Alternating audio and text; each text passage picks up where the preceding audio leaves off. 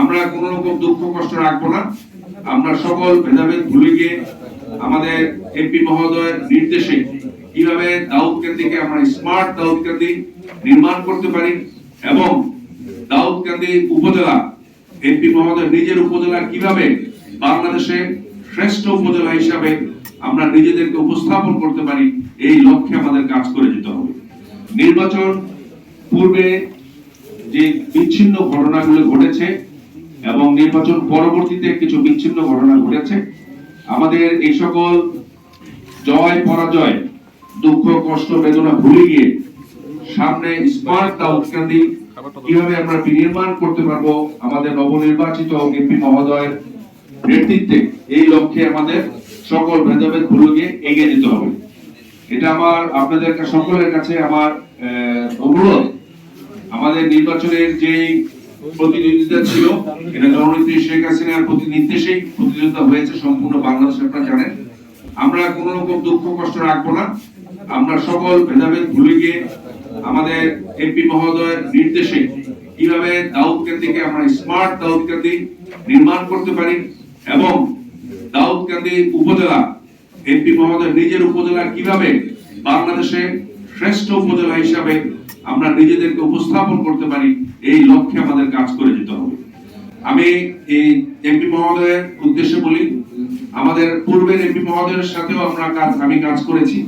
অনেক সময় হয় কি, আমাদের আশেপাশে কিছু অতি উৎসাহী ব্যক্তিরা থাকে, যাদের কারণে অনেক সময় মাননীয় এমপি মহোদয়ের বদনাম আগে হয়েছে।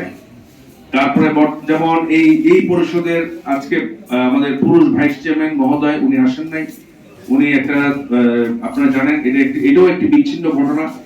এরকম কোনোভাবেই এটা প্রত্যাশিত নয়, কারণ দিন শেষে খেয়াল রাখবেন, এই দাউদকান্দিতে আজকে থেকে যে কোনো ভালো কাজ সকল প্রশংসা যাবেন মাননীয় এমপি মহোদয়, এবং যে সকল দুর্ঘটনা ঘটবে এটাও আমাদের মাননীয় এমপি মহোদয়কে জবাবদিহি করতে হবে। এই জন্য আমাদের সকলকে সহনীয় থেকে কিভাবে মাননীয় এমপি মহোদয়ের নির্দেশে পরামর্শে আমরা বাংলাদেশের শ্রেষ্ঠ উপজেলা দাউদকান্দি উপজেলা স্মার্ট উপজেলা নির্মাণ করতে পারি, এই লক্ষ্যে আমাদের সবাইকে কাজ করে যেতে হবে।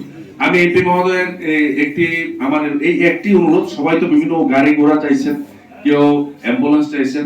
আমি এমপি মহোদয়ের কাছে একটি অনুরোধ, সেটা হচ্ছে মাননীয় আগের এমপি মহোদয়ের কাজের আগে উনি বলেছেন কাজের ধারাবাহিকতা এবং অসমাপ্ত কাজগুলো নিয়ে সম্পাদন করবেন। পাসপোর্ট অফিস গরিপুরে মোটামুটি প্রাথমিকভাবে সিদ্ধান্ত হয়ে গেছে, কিন্তু একটি জায়গা আটকে আছে। মাননীয় এমপি মহোদয়, আপনার সরাসরি হস্তক্ষেপ কামনা করছি। আঞ্চলিক পাসপোর্ট অফিস এটা একটি জায়গা দাপ্তরিক ইয়াতে আটকে গেছে, আপনি সরাসরি হস্তক্ষেপ করছি। ইনশাল্লাহ আমরা প্রত্যাশা করি আমাদের মাননীয় এমপি মহোদয়ের সরাসরি হস্তক্ষেপের মাধ্যমে অতি শীঘ্রই দাউদকান্দি গরিপুরে আমরা পাসপোর্ট অফিস উদ্বোধন করতে পারবো, এই প্রত্যাশা রেখে শেষ করছি। ধন্যবাদ সবাইকে। জয় বাংলা, জয় বঙ্গবন্ধু।